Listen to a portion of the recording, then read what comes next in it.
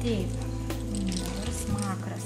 Kai su mezopenu darom, su roliku darom aplink burnytę, jau sudėtingiau prieiti, reikėtų, kad klientė darytų ypač viršutinę lūpą.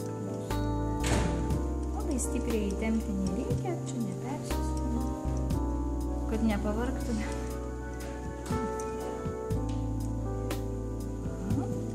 Kraujo, matom. Dabar dar kartą. Daug kraujo? Daug jau. Žiauriai daug taškus. Perpilim. Aš dar kartą praeisiu.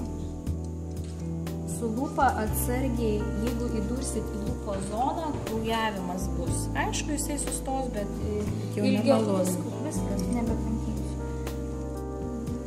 Geriau neįdurti.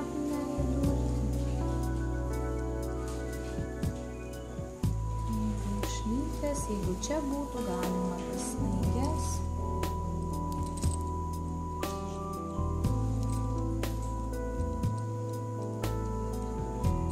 Su šitu tai grubesnis, jisai grinai, vat, kaip matos. Su švelnimu, tai gylis.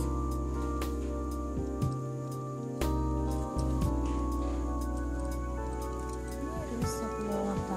Čia jau spaudimo nedarau.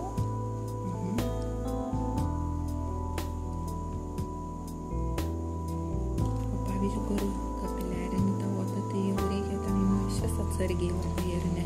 Jo, su kapiliarinėm odom procedūras darom, bet ko gero nedaugiau negu 0,5. Bet jeigu tai kapiliariniai odai kaklas, pakrytęs visą odą suvytusi dekolte, imsit vienetuką, kaip ir šiuo atveju, tik tai paspaudimo ant skruostų, visur kitur jūs nedarysite.